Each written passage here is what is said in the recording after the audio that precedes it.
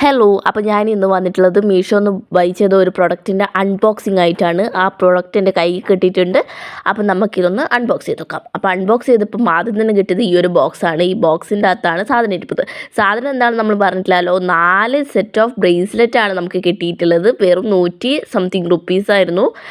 അപ്പം ഇത് കാണാനാണെങ്കിൽ അടിപൊളിയായിട്ടുണ്ടെങ്കിൽ നമുക്കിത് തുറന്ന് നോക്കിയപ്പം വേറെ പാക്കറ്റ്സ് 1 2 3 4 പാക്കറ്റ്സ് ഉണ്ടായിരുന്നു. ഫസ്റ്റ് വൺ വന്നിട്ടുള്ള ഈ ഒരു ബട്ടർഫ്ലൈൻ്റെ ഒരു ഡിസൈൻ വന്നിട്ടുള്ള കണ്ടില്ലേ.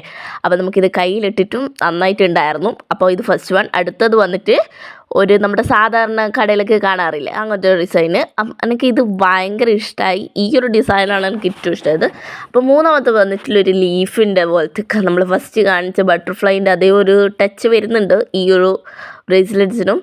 അപ്പോൾ ഈ ഒരു ബ്രേസ്ലെറ്റും നമുക്ക് കയ്യിലൊന്ന് യൂസ് ചെയ്തെടുക്കാം. നല്ല രസമുണ്ട്, ബട്ടർഫ്ലൈ പോലെ തന്നെ. നാലാമതായിട്ട് വന്നിട്ടുള്ളത് ഈ ഒരു ഡിസൈനാണ്. ഇതൊരു നമ്മുടെ ഗോൾഡിൻ്റെ ചെയിൻ ഡിസൈനൊക്കെ വരുന്നത് പോലെ എനിക്ക് ഫീൽ ചെയ്തിട്ടുണ്ടായിരുന്നു. അപ്പം ഇതൊക്കെയാണ് ബ്രേസ്ലെറ്റ്സ്.